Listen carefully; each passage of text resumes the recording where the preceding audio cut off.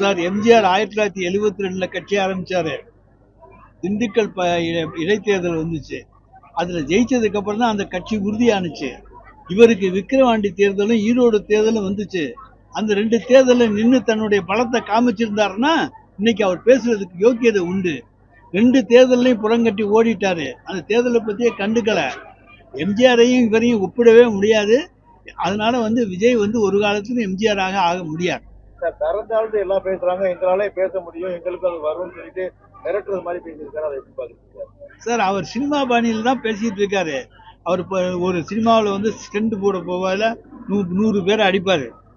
அதை போலதான் இன்றைக்கு தரந்தாழ்ந்து பேசிக்கிட்டு இருக்காரே தவிர நாங்கள் யாரும் தரந்தாழ்ந்து பேசுகின்றவர்கள். மக்களோட பொதுவான பிரச்சனையா இருக்கட்டும், திருப்பரங்குன்ற இஷ்யூவா இருக்கட்டும், 100 நாள் வேலை திட்டத்தை மமதா காந்தி பேரை எடுத்ததா இருக்கட்டும், இதுல தாவக எந்த ஒரு இதையும் கருத்தை சொல்லவே இல்லையே சார். நான் தான் சொல்றேன், அவர் சி டீம் சார். பாரதிய ஜனதாவுடைய சி டீம் கருத்தெல்லாம் சொல்ல மாட்டார்.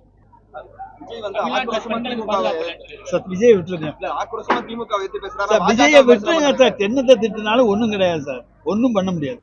பிளே ஸ்டோர் மற்றும் ஆப் ஸ்டோரில் இருந்து பாலிமர் செயலியை QR கோடு மூலம் பதிவிறக்கம் செய்யுங்கள். செய்திகளை உடனுக்குடன் பெறுங்கள்.